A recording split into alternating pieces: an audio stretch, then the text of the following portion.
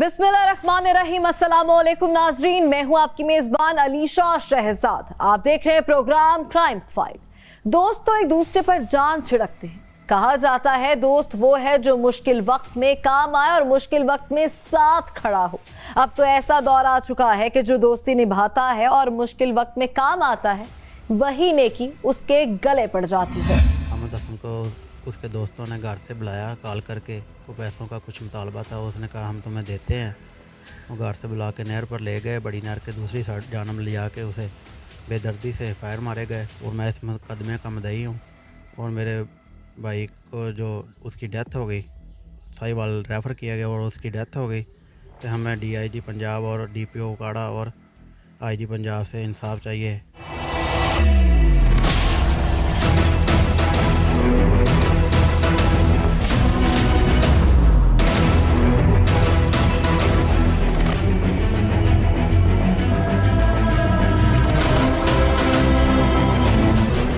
उकाड़ा के गांव 14L में दोस्तों ने ही दोस्त पर जानलेवा हमला कर दिया। मामूली लेन देन पर दोस्तों ने मिलकर नौजवान को कत्ल कर दिया। जुल्म की इंतहा है कि जिस दोस्त ने मुश्किल वक्त में अपने दोस्त की मदद की थी, उसको 1,20,000 रुपए उधार दिए थे। अब उसे पैसों की जरूरत थी और वो उधार वापस मांग रहा था। दोस्त पैसे वापस लौटाने का झांसा देकर दोस्त को साथ ले गए और कत्ल कर दिया। मैं अहमद हसन का बड़ा भाई हूँ और उसे बहुत ही बेदर्दी के साथ उसके दोस्तों ने कत्ल कर दिया।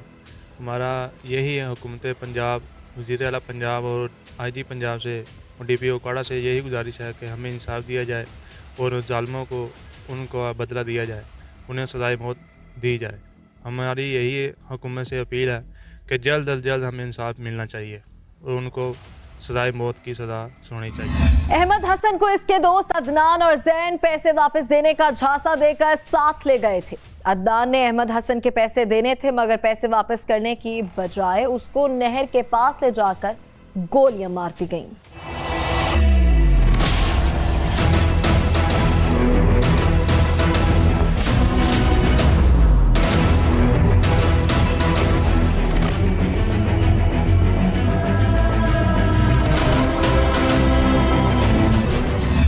बहुत शरीफ आदमी, बहुत शरीफ सीगा। इन्हें धोखे नाल लिजा के ते इत्थे फैर मार दिते आ। इन्हां नूं इंसाफ मिलना चाहिए।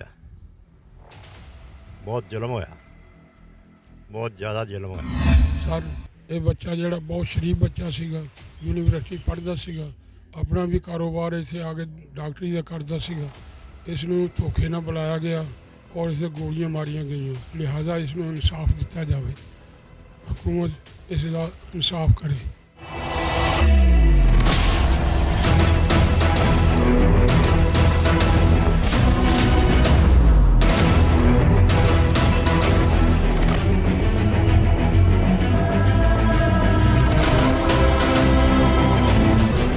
हर शख्स इंसाफ का तलबगार है। हर शख्स यही कह रहा है कि दोस्तों ने धोखे से बुलाकर मौत का तोहफा दिया है। कातिल दरअसल मफाद परस्त थे। जरूरत के वक्त उन्होंने अहमद हसन से पैसे भी लिए, इससे मफाद हासिल किया। जब मफाद खत्म हो गया तो उसको चंद पैसों की खातिर उसकी जान ली। यूनिवर्सिटी ऑफ उकाड़ा का स्टूडेंट था, 5वें सेमेस्टर में पढ़ता था और शाम को एक डॉक्टर के पास जॉब कर रहा था। उसी में वो लड़का जॉब करता था और वो उसका दोस्त बन चुका था। काफ़ी तल्लक था, अच्छा आना जाना था। उसके बावजूद उसने पैसे उधार लिए। अगस्त के महीने में उसने पैसे उधार लिए और 1 महीने बाद उसने लौटाने का वादा किया। 3 महीने बाद जब उसने मुतालबा किया तो उसे अगले दिन उसने कहा कि हम तुम्हें नहर के पास एक डेरा है, उधर से लेकर देंगे। तो अगले दिन उन्होंने फ़ोन करके बुलाया और कहा आ जाओ हम चलते हैं। मेरा भाई उनके घर गया, उधर से उनको लेकर वो जा रहे थे। अभी जा ही रहे थे तो उन्होंने कहा इधर रोकना, मैं अभी फ़ोन करके उसको इधर बुलाता हूँ। तो उधर ही अभी रोका है तो उसने पीछे से धोखे से फायर मार दी। मकतूल अहमद हसन यूनिवर्सिटी ऑफ उकाड़ा में पढ़ रहा था और घर के हालात के पेश नज़र डिस्पेंसर की जिम्मेदारियां भी निभा रहा था। मकतूल अहमद हसन जिम्मेदार नौजवान था। वो छोटी सी उम्र में घर का कफील बन चुका था, मगर अफसोस लालच में अंधे मुल्जिमान ने उसको मनु मट्टी तले पहुँचा दिया। जी, तो ये एक मुकदमा हमारे पास दर्ज हुआ है 572/23 बजुर्म 302। तो इसमें अहमद हसन मकतूल जो है वो एक 20-21 साल का लड़का था। उसको उसके दोस्तों ने, अदनान और जैन ने, जुमा के रोज़ 3:30 बजे के करीब फायर मारे और वो काफ़ी तशवीशनाक हालत में इधर DH उकाड़ा गया। वहाँ से फिर वो रेफ़र होके साहिवाल ले गया, लेकिन अनफॉर्चुनेटली वो रिकवर नहीं कर पाया, फौत हो गया। तो उसकी इंदराज FIR हमने कर दी है। उसका वालिद चूँकि कुवैत था तो वो FIR करवाने में, एप्लीकेशन देने में अभी वो डिले था। जैसे ही उन्होंने एप्लीकेशन दी हमने मुकदमा दर्ज कर दिया है। मुल्ज़मान ने अभी बेल करवा ली है, लेकिन हम इंशाल्लाह इस केस को ऑन मेरिट और इस पे हस्बे ज़ाब्ता कार्रवाई मुकम्मल करेंगे इंशाल्लाह।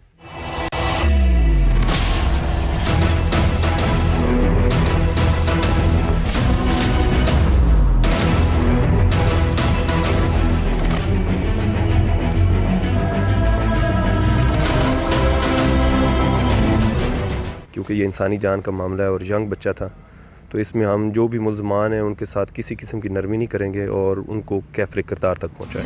पुलिस ने भी तस्दीक की है कि दोस्तों ने ही खून की होली खेली है। संगदिल मुल्ज़िमान ने धोखे से बुलाकर अहमद हसन को कत्ल किया है। बाप तो बेचारा परदेस था, उसे वहां ही बेटे के कत्ल की तला मिली। जब तक मुकदमा दर्ज हुआ मुल्ज़िमान ने जमानत करवा ली।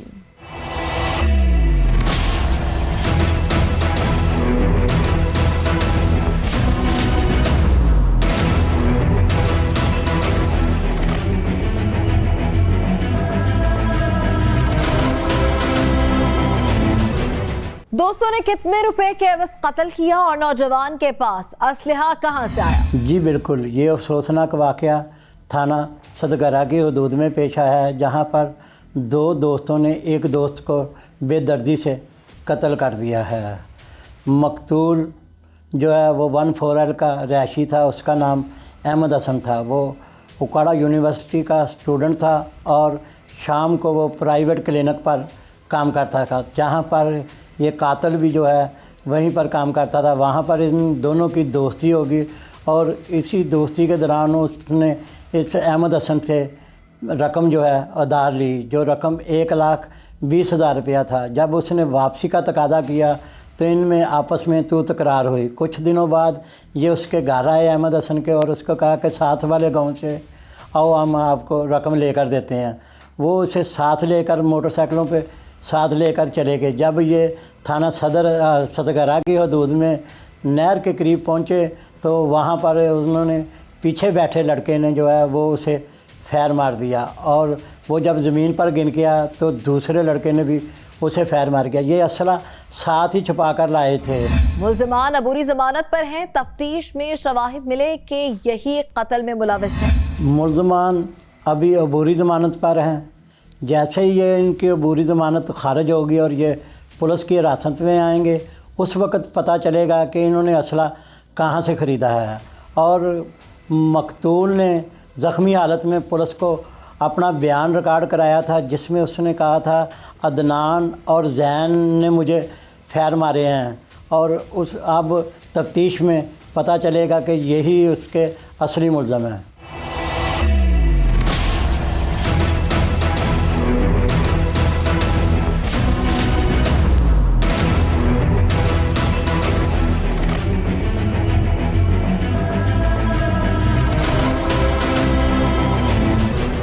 सफाक मुल्ज़िमान ने दोस्ती का भरम भी तोड़ा, एतमाद का खून भी किया और मुश्किल वक्त में काम आने वाले मोहसिन की जिंदगी भी छीन ली। ऐसे सफाक मुल्ज़िमान को किसी भी रियायत के काबिल नहीं है। एहसान फरामोश दोस्तों और सफाक कातिलों को सख्त सजा मिलनी चाहिए। यहाँ वक्त है कमर्शियल ब्रेक का। Stay with us.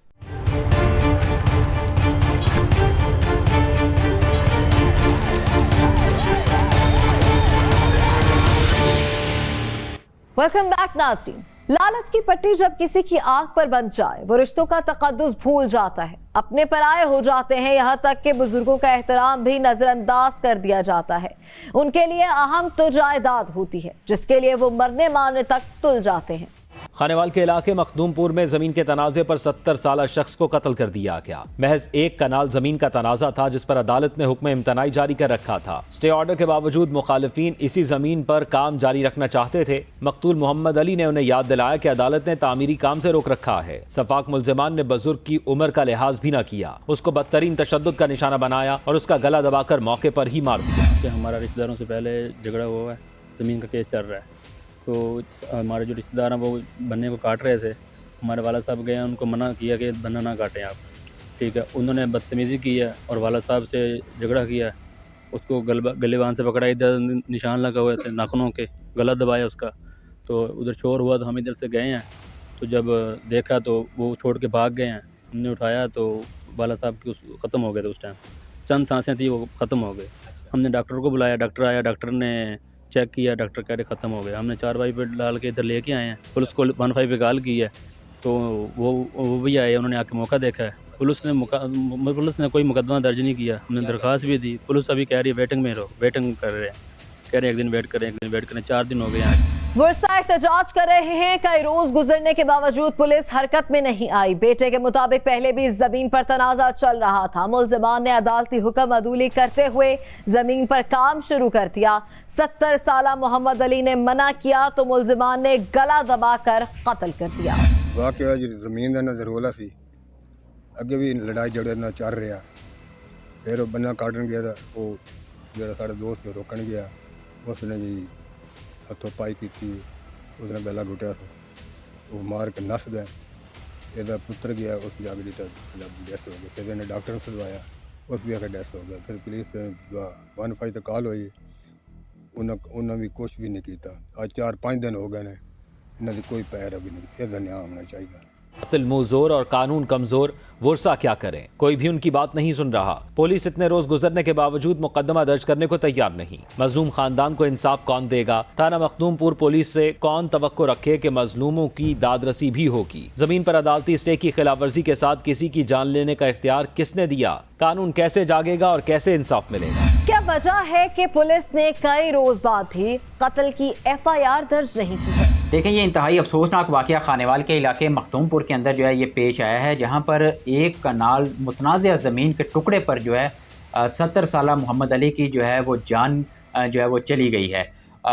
इन दोनों फ्रीकैन के दरमियान जो है काफ़ी अरसे से जो है अदालतों के अंदर और थाना कल्चर के अंदर जो है एक दूसरे के खिलाफ FIR हैं और केसेस वगैरह जो है ये ज़ेर समाअत थे कि इसी दौरान जो है चंद रोज़ कबल मकतूल मोहम्मद अली के बेटे ने जो है अदालत से स्टे ऑर्डर जो है वो लिया और इनके जो मुखालिफिन थे वो लोग खेतों के अंदर जाकर काम कर रहे थे और मकतूल मोहम्मद अली ने इन लोगों को मना करने के लिए, यानी कि अपने मुखालिफिन को मना करने के लिए जब वो गया तो उनको रोका और इसी दौरान जो इनके जो मुखालिफिन जो खेतों के अंदर काम कर रहे थे उन्होंने मकतूल मोहम्मद अली के ऊपर जो है वो तशद्दुद किया और मुबैना तशद्दुद के दौरान जो इनको दिल का दौरा पड़ा और मौके पर जो है मोहम्मद अली की जो है वो डेथ हो गई। ताहम इस तमाम तर सूरत हाल के बाद मकतूल के बेटे ने जो है 15 के ऊपर पुलिस को इतला दी। मखदूमपुर की पुलिस जो है वो मौके पर पहुंची, मौका मुलाहिजा किया। इसके बाद जो है मकतूल मोहम्मद अली की डेड बॉडी को जो है ज़रूरी कार्रवाई के लिए DHQ अस्पताल खानेवाल जो है वो मुंतकिल किया गया, जहाँ पर पोस्टमार्टम जो है बाकायदा तौर पर करवाया गया। अब FIR सिर्फ इसलिए नहीं दर्ज की गई क्योंकि पोस्टमार्टम रिपोर्ट के अंदर जो है कोई ऐसे ख़ास शवाहिद नहीं मिले जिससे जो है ये मर्डर साबित हो सके, ऐसा कहना है पुलिस का। पुलिस कहती है कि हमने ज़ाब्ते की कार्रवाई करते हुए 174 की रपट जो है वो दर्ज कर दी है और पोस्टमार्टम की जो रिपोर्ट है उनसे जो है वो पोस्टमार्टम रिपोर्ट और सैंपल जो है ये हमने फ्रांसिक लैब के लिए लाहौर जो है वो रवाना करवा दिए हैं। फ्रांसिक रिपोर्ट आने के बाद जो है फ़र्दन जो कानूनी कार्रवाई बनती हुई वो की जाएगी और उसी वक्त ही FIR अगर मर्डर साबित हुआ फ्रांसिक रिपोर्ट के अंदर तो फिर FIR दर्ज की जाएगी, अगर साबित ना हुआ तो फिर FIR जो है वो दर्ज नहीं की जाएगी।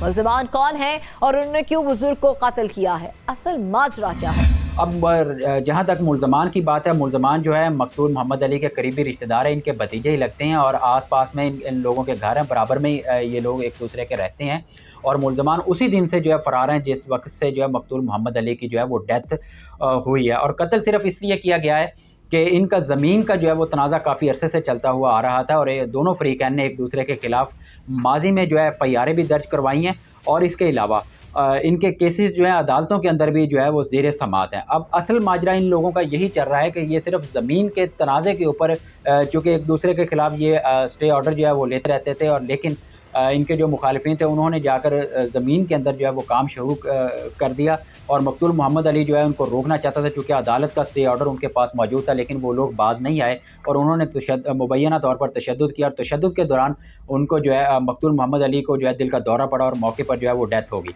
अब इन मकतूल के जो बुरसा हैं वो लोग कहते हैं कि हमारे मुखालिफिन ने जो है तशद्दुद करके जो है हमारे वालिद को जो है वो कत्ल कर दिया, इस वाक़े की FIR जो है वो दर्ज की जाए, लेकिन पुलिस हुकाम बता रहे हैं कि जब तक जो है फ्रांसिक रिपोर्ट नहीं आती तब तक जो है इस वाक़े की FIR दर्ज नहीं की जाएगी, ना ही फर्दन जो है वो कार्रवाई की जाएगी। जो बनती थी वो 174 की रपट जो है वो दर्ज कर दिया। अब सीनियर कानूनदान इस मामले के ऊपर कहते हैं कि पोस्टमार्टम हुआ है तो चूँकि इसकी जो वजह मर्डर की जो बनी है वो तशद्दुद बना है, इसके ऊपर पुलिस को फौरी तौर पर FIR दर्ज कर देनी चाहिए थी, क्योंकि अगर ताख़ीर से FIR दर्ज की जाए तो वो मुल्ज़मान को जो है उसका फ़ायदा होता है।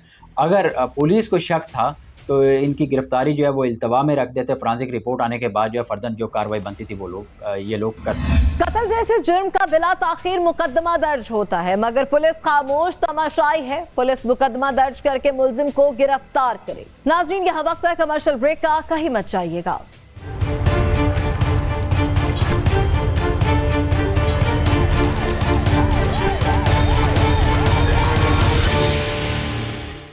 मासूम बच्चे कहीं भी महफूज नहीं हैं। आए रोज हवस के पुजारी बच्चों को निशाना बना रहे हैं। खौफ से ऐसा महसूस होता है जैसे भेड़ियों ने हर जगह पंजे गाड़ रखे हैं। बीजावतनी के इलाके 90 मोड़ से बच्चों के साथ जिनसी बदफेली का शर्मनाक वाकया सामने आया है। एक शैतान ने कई बच्चों को हवस का निशाना बनाया। जिनसी भेड़िए ने मासूम बच्चों की नाजेबा वीडियोस भी बना रखी थी। वो इन वीडियोस की बुनियाद पर मासूम बच्चों को ब्लैकमेल भी करता था। शैतान ने तो अखलाकियात की सारी हदें पार कर दी। खालिद नकाश ने बच्चों नाल हरकतां कीतियां, ना इनू शर्म आई ना हया आया।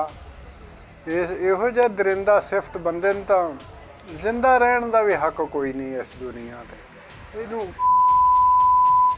कड़ी तो कड़ी सजा दी जाए।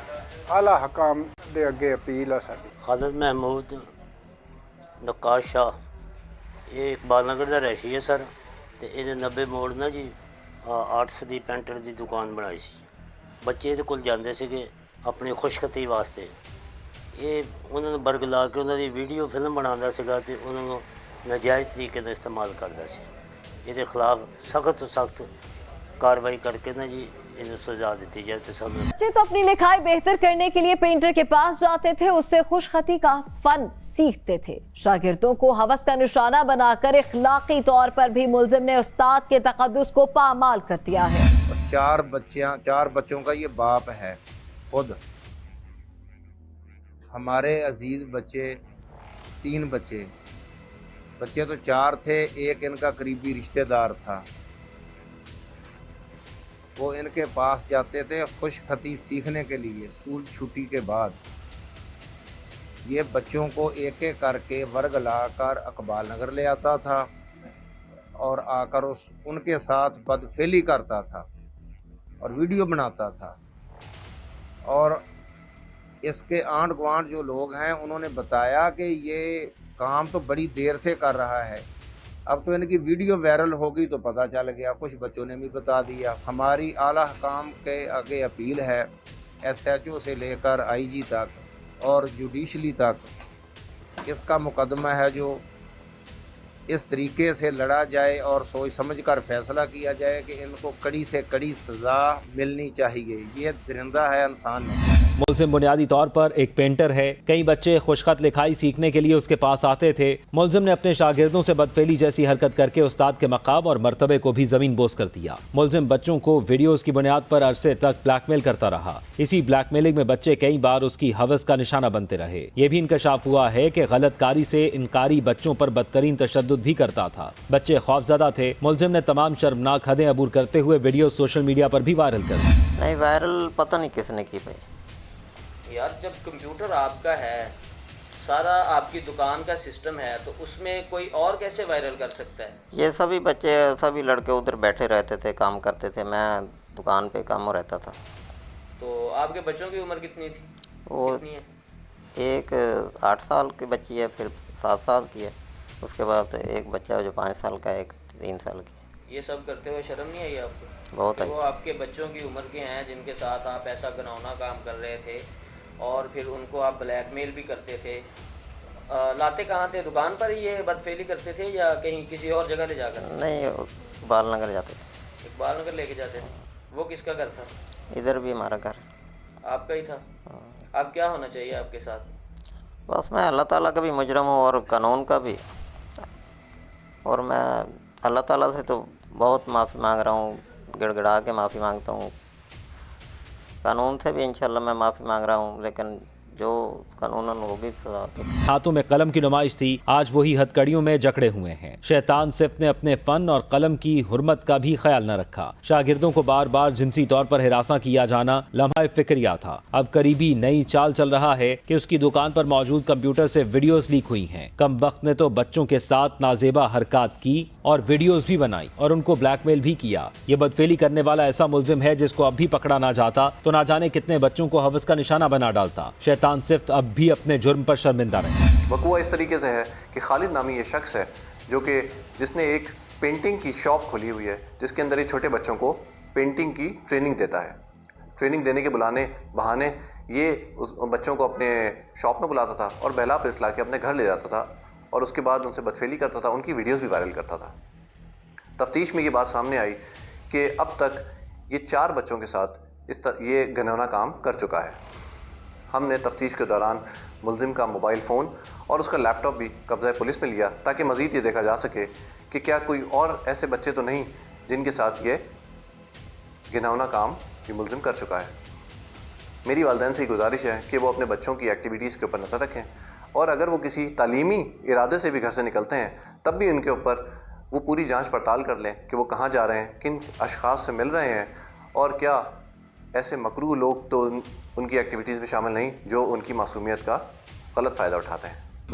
सोशल मीडिया पर मासूम बच्चों के साथ नाजेबा हरकत की वीडियोस वायरल हो चुकी थी। पुलिस ने इन वीडियो से मुल्जिम का सुराग लगाया। वीडियोस की रोकथाम के लिए जरूरी लाहे अमल तय किया।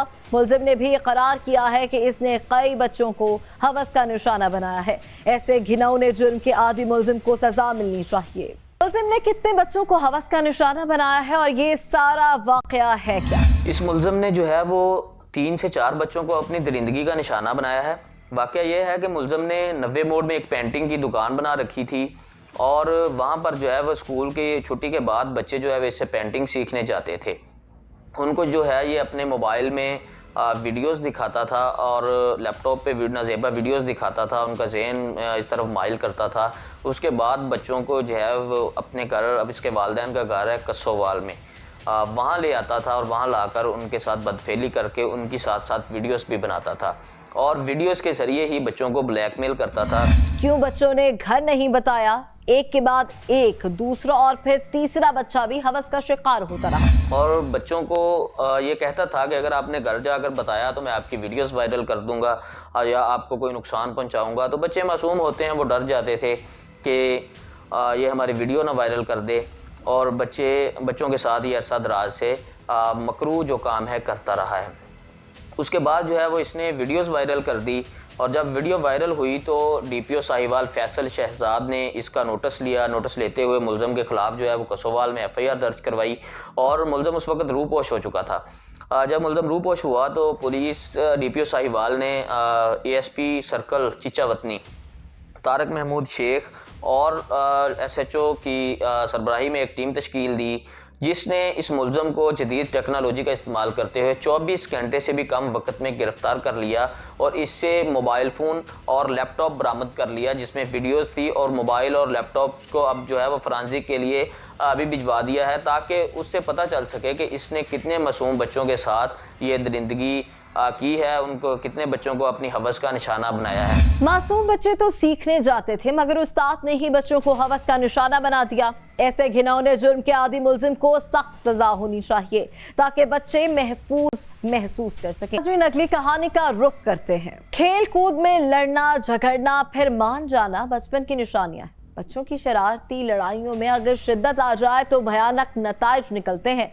ऐसी सूरत में खेल का झगड़ा जिंदगी और मौत का मसला बन जाया करता है। ये अंदुनाक वाकया पेश आया है हाफिजाबाद के गांव रोपेकी में। गली में खेलते बच्चों में तकरार शुरू हो गई। कमसिन बेटे अली हैदर पर लड़कों ने तशद्दुद शुरू कर दिया। बेटे के रोने की आवाज सुनकर मेहदी हसन घर से निकला और बच्चों को लड़ाई से मना किया। झगड़े की वजह पूछी तो लड़के मजीद भड़क उठे। मेहदी हसन बच्चों को समझाता रहा और खबरदार किया कि अगर बाज न आए तो उनके वालिदैन को शिकायत करेगा। लड़कों ने इस बात को भी अपनी तौहीन समझा। एक तरफ से आवाज आई कि इसे फायर मार दो। किसी के वहमो गुबान में भी ना था कि लड़के मसल्ला हो सकते हैं। फायरिंग की आवाज ने अहले मोहल्ला को चौंका दिया। गोलियां मेहदी हसन के बदन से पार हो गई और वो जिंदगी की बाजी हार गया। जिस कमसिन ने अपनी आंखों के सामने बाप को छलनी होते देखा, उसकी सोच और फिक्र में जिंदगी कहां तक मोहब्बत जैसी मिठास ला सकेगी। ना सुनैन मन मार दे पैसे ते मेरे तूबू आए ने मेरी ची को पुकार सुन के तो ना के क्यों मार दे पाया ते अगू ना कैसे चंगा कर दे पाया ते अगू ना बुरी आख्या तुझे क्यों चंगा कर दे पाया। बुरी आख्या चलो खैर ही मैं ना दे माँ प्यो जाना ना मैं दसना ते अगू ना सुनैन जड़ा ना हो सके बुरी और जिमें पीछे पड़ते ने सुनैन आख्या चल फैर मार चा इन्नी गल कर देना उस पिछू फैर मार दिया। आतिश असलहा खेल कूद नहीं, बच्चों में खिलौनों की शक्ल में असलहे का शौक किसने परवान चढ़ाया। खिलौना पिस्तौल की जगह असली पिस्तौल का चलना और इंसान की जान लेना बहुत से सवालात को जन्म दे रहा है। दुख, दर्द और सदमों का बोझ उठाकर पहाड़ जैसी जिंदगी बसर करना किस कदर मुश्किल है। 4 बच्चे यतीमी के साए में मुश्किलात से लड़ते रह जाएंगे। जिसका सुहाग उजड़ गया उसके दर्द का दरमाक कोई नहीं होगा।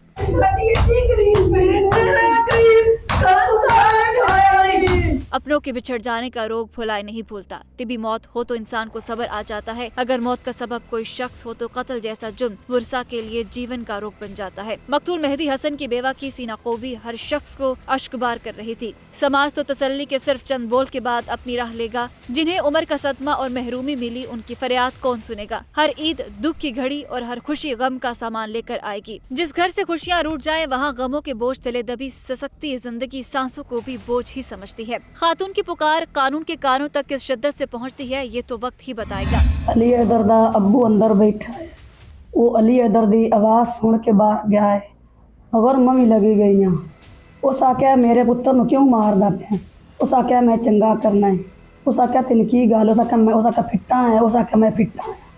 वो बच्चे अपने ले के बाहर निकल आया है। उस आख्या कहता अबू अम्मी नाम दसा घर चा मगर असनैन आख्या फान फैर मार दे, मुझे इंसाफ चाहिए। 4 बच्चों के बाप को मामूली बात पर मनोमट्टी तले सुला दिया गया। मकतूल की किसी के साथ दुश्मनी ना थी ना कोई झगड़ा। बच्चों के साथ में असलहा देना किसी तरह काबिल माफी नहीं है। मकतूल के अहले खाना की बरसती आंखें कानून से ही फरियाद करती दिखाई दे रही हैं। मेहनत कश ने भाई खो दिया, भाई को खून में नहला दिया गया। जिंदगी बोझ थी जो मजीद बोझ हो गई। मकतूल के सिसकते बच्चे चचा को पल पल रुलाएंगे। मौत का खेल कभी भी खैर का पेश खैमा नहीं हो सकता। मजलूम खानदान के लिए ये सदमा नाकाबिले बर्दाश्त। इसके बावजूद वो कानून से ही इंसाफ की उम्मीदें लगाए बैठे हैं और इंसाफ दो की सदाएं बुलंद कर रहे हैं। साडा भाई जलन मेहदी हसन वो आया काम तू घर लम्मा पे है, घर लम्मे पे है, बाहरों आवाज़ आती है।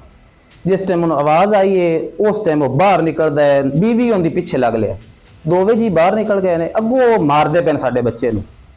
उस टाइम वो जाके कहते भाई तुसीं क्यों मारते पे हो। उन्हें आख्या असीं ठीक करते पे, असीं इंज ही करना है। उस आख्या तुसीं इंज क्यों करना है। उन्हें आख्या असीं मारना है। उस आख्या फिटे हो, आंदा असीं फिटे हैं। वो अपने बच्चे नूं लैके पिछा गारा ला आउंदा पे, पिछू जिहड़ा वड्डा है उस आख्या छोटे नूं फैर मारे नूं, ये जांदा पे घर नूं, उन्हें फैर मार दिता है। सानूं इंसाफ चाहिए है, साडी अपील है, सानूं इंसाफ चाहिए। साडे छोटे छोटे बच्चे ने, गरीब आदमी आ, अपनी रोजी कमांदे पे आ ते दिन गुजारदे पे आ। असी ना घरौलियां जोगे ना असी भंडियां जोगे, सान इंसाफ चाहिए। कत्ल जैसा जुर्म कई नस्लों पर असरअंदाज होता है। खानदानी दुश्मनियां ऐसी ही नफरतों की वजह से जन्म लेती हैं। जुल्म सहकर भी कानून से मदद मांगना अम पसंदी की अलामत है। बर वक्त कानून हरकत में आ जाए तो नफरतों की आग काबू में आ सकती है। जुर्म ताकत की कोख से जन्म लेता है। ये भी देखा गया है कि जुर्म की परवरिश उन्हीं चंद किरदारों की गोद में होती है जो कानून के लिबादे में हो। जहाँ कानून बर वक्त हरकत में आ जाएगा वहाँ नफरतों की भड़कती आग बड़ी हद तक ठंडी हो सकती है। मकतूल मेहदी हसन को गोलियों से छलनी करने के बाद मुलजिम फरार हो गया था। पुलिस थाना जलालपुर भटिया ने जिस मुस्तैदी से मुलजिम को गिरफ्तार किया, मुतासरीन को भी बड़ी हद तक करार मिल गया होगा। रुपये की गाँव है, वो 2 बच्चों की लड़ाई हुई थी, उसमें मोहम्मद इरफान और मोहम्मद हुसैन, ये 2 बच्चे जिनमें मोहम्मद इरफान के पास पिस्टल था, इसके फायर से मेहदी हसन नामी एक आदमी जो है ना वो कत्ल हुआ था। तो अल्हम्दुलिल्लाह हमारी जो टीम है उन्होंने बहुत अच्छा वर्क किया है और ये 3 दिन में वो जो ओरिजिनल मुलज़िम है वो हमने गिरफ़्तार कर लिए हैं और इंशाल्लाह जो इंसाफ होगा इनके साथ, बहुत ज़्यादती हुई है इनके साथ और मुलजमान को इंशाल्लाह कैफे करतार तक पहुँचाने के लिए हम कोशिश करेंगे कि उनको सजा। कत्ल की वजह महज बच्चों की लड़ाई थी या इससे कबल भी कोई झगड़ा हुआ था? मकतूल मेहदी हसन और मुलजमान जो हैं वो काफ़ी अरसा से हमसाए हैं, आपस में ये मिलकर रहते थे। इससे पहले इनके दरमियान कभी कोई लड़ाई झगड़ा या कोई तूतकार ऐसा वाक़या नहीं हुआ था। ये बड़े अच्छे हमसाए थे। जो वक़ूआ हुआ है वो उस दिन ही इनकी तूतकार हुई है, तलक कलामी हुई है बच्चे को मारने से। और मेहदी हसन जो है इनकी शिकायत करने इनके वालिद के पास जा रहा था बड़े मान के साथ कि मैं इनकी शिकायत करूंगा और इनके वालिद जो है इनको डांट टपट करेंगे और आइंदा ये इसके बच्चे को नहीं मारेंगे। मगर इन जो मुलजमान हैं इन्होंने इसका बुरा मनाया और पीछे से फायर करके जो है वो मेहदी हसन को कत्ल कर दिया। आला कत्ल असलहा लाइसेंस कहाँ था और कैसे इस बच्चे को मिला? कम उम्र लड़के को किसने असलहा फराहम किया? मुलजमान से जो असला बरामद हुआ है वो गैर लाइसेंसी था। मुलजमान के पास अभी तक ये कोई इसका लाइसेंस या कोई दीगर दस्तावेज़ पेश नहीं कर सकी अपने पास असला रखने का जवाज़। तो थाना जलालपुर बटियाँ जो है वो इसकी तफ्तीश कर रहा है कि मुलजमान के पास असला कहाँ से आया और इन्होंने किस मकसद के लिया, क्योंकि जो इनकी लड़ाई थी वो तो अचानक हुई थी। तो मुलजमान ने किस मकसद के लिए अपने पास असला रखा था, पुलिस जो है जलालपुर बटियाँ इसकी तफ्तीश कर रही है। अपने बच्चों के हाथ में पिस्तौल नहीं कलम थमाओ और उन्हें जिम्मेदार इंसान बनाओ। मामूली बात पर किसी की जान लेना और अपनी जान को मौत के मुंह में धकेलना अक्लमंदी नहीं है। नाज़रीन, यहाँ वक्त है कमर्शियल ब्रेक का, कहीं मत जाइएगा।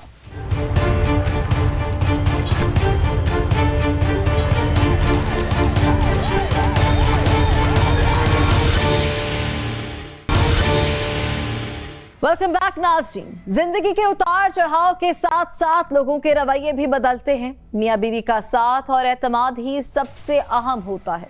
अगर नोक झोंक बढ़ते बढ़ते तकरार और फिर तशद्दुद तक पहुंच जाए तो मामला गंभीर हो जाता है।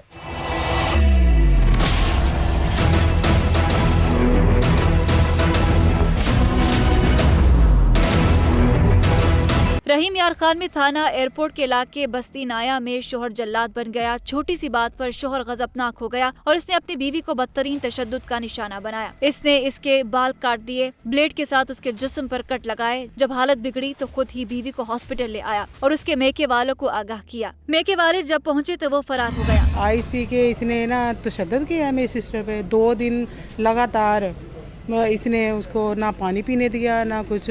फिर इसको पिस्टल मारे हैं उसके पीछे से बैक साइड से और फिर बाद में ब्लेड बाल कटिंग किए उसके, सारा कुछ किया। और फिर खुद आके इधर उसने एडमिट किया है। एडमिट करके फिर मेरे भाई को कॉल कर दी है, फिर भाग गया।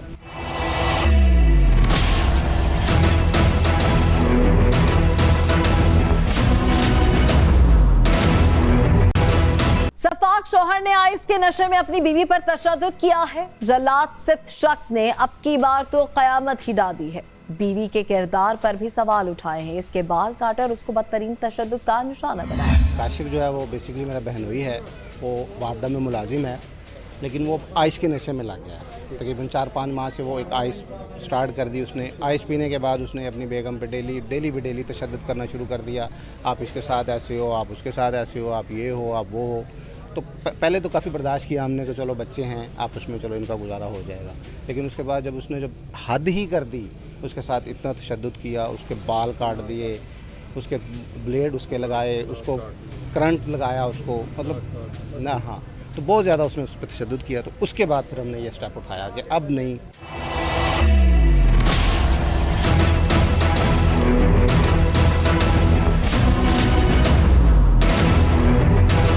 बेबस भाई क्या करे, सबर का पैमाना टूट गया। मेके वाले तो इसी उम्मीद पर जी रहे थे कि दोनों के हालात बेहतर हो जाएंगे। बहनोई उनकी बहन पर तशद्दुद करना छोड़ देगा, मगर आइस के नशे ने हालात मजीद बदतर कर दिए। अब मुलजिम ने जिस तरह उनकी बहन पर तशद्दुद किया है वो किसी भी सूरत नजरअंदाज नहीं किया जा सकता। इत्तला में 15 पे मसूल हुई है कि शमीन नामी लड़की है जिसके ऊपर घरेलू तशद्दुद हुआ है। हम फौरी तौर पर पहुँचे हैं तो देखा है कि लड़की जो है वो मजरूब हालत में थी, जिसको फौरी शेख ज़ियादा हॉस्पिटल में शिफ्ट किया गया है। एक्चुअल मैटर जो उसने अपने बयान दिए हैं, उसने कहा है कि मेरे खामद ने मेरे ऊपर तशद्दुद किया है और मेरे बाल भी मुझसे कटवाए हैं ज़बरदस्ती और मुझे गोलियां भी दी हैं। उसका मेडिकल अप्लाई किया गया है हॉस्पिटल में और मेडिकल के ऊपर फ़ौरन उसकी एफआईआर दर्ज की गई है। एफआईआर दर्ज होने के बाद फ़ौरन रेड किए गए हैं, लेकिन मुलज़िम जो है वो फ़रार हो गया। मुलजिम ने जिस तरह खातून पर तशद्दुद किया है वो नजरअंदाज नहीं किया जा सकता। पुलिस के मुताबिक मुलजिम नशे का आदी है और अदम बर्दाश्त की वजह से इसने ऐसा जुल्म उठाया है। और मुसम्मत शमीन सदफ का बयान रिकॉर्ड किया गया और उसके खावन जो मौके से फ़रार हो गया था, ये उसका नाम काशिफ जावेद है, जो वापडा में मुलाजम है और ये नशे का आदी है और ये घरेलू तशद्दुद का ये वक़ुआ है। इसकी गिरफ़्तारी के लिए छापे मारे गए हैं। इसने वहाँ से अबूरी ज़मानत करवा ली है। इंशाल्लाह इसको जल्दी गिरफ्तार करके इसको कैफरे करतार तक पहुँचाया जाएगा। शौहर ने बीवी पर बदतरीन तशद्दुद क्यों किया और उसके बाल क्यों काटे, वजह क्या थी? हिमियर खान थाना एयरपोर्ट की हदूद में वाक़या पेश आया है। बस्ती नाइया एक इलाका है इस थाने की हदूद का, जहाँ पर एक खातून को घरेलू तशद्दुद का निशाना बनाया गया है। उस तशद्दुद में उसके जो है वो बाल भी काटे गए हैं, उसका नाक भी काटने की कोशिश की गई है और ये उसके खावंद की तरफ से किया गया है। जब ये वाक़या पेश आया तो खातून ने भी जो है किसी तरह से मौका पाकर 15 की है और जो जहाँ पर जिस घर में ये वाक़या पेश आया वहाँ जो इर्द गिर्द लोग रहते थे उन्होंने भी शोर शराबा सुनकर पुलिस से रब्ता किया। पुलिस जब मौके पर पहुँची है तो उस वक्त तक ये जो मुलज़म है काशिफ शमीन सदफ, जो खातून है उसके खावंद जो काशिफ है वो मौके से फ़रार हो गया था खातून को वहाँ पर छोड़कर। खातून की जो हालत है वो उस वक्त मेडिकल कंडीशन ठीक नहीं थी। पुलिस ने 1122 रेस्क्यू को बुलवाया है और रेस्क्यू की मदद से हिमियर खान शेखजाद हॉस्पिटल में खातून को शिफ्ट किया और वहाँ पर उसको तिब्बी इमदाद शुरू की है।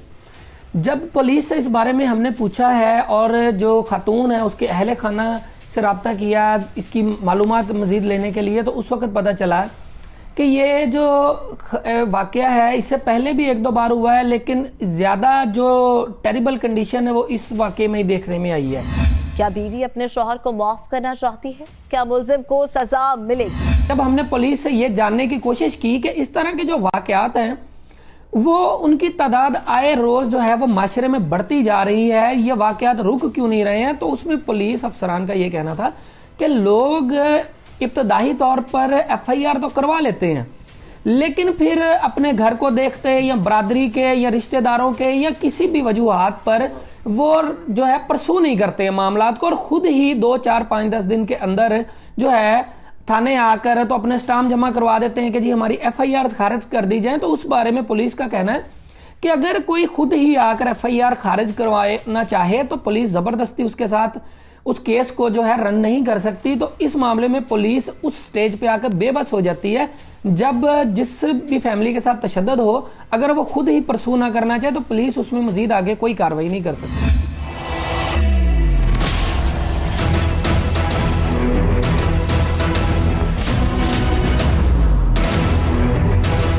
घरेलू तशद्दुद कम नहीं हो रहे। आए रोज घर की चार दीवारी के अंदर खवातीन पर बदतरीन तशद्दुद की दास्तानें सामने आ रही हैं। ऐसे वाकयात की रोकथाम तभी मुमकिन है जब ऐसे मुलजिमान के खिलाफ सख्त एक्शन लिया जाए और वर्षा किसी दबाव में आकर इंसाफ की कोशिश करें। इसी के साथ प्रोग्राम अपने इख्तिताम को पहुंचा। अपनी मेजबान अलीशा शहजाद और टीम क्राइम फाइल को दीजिए इजाजत। अल्लाह निगहबान।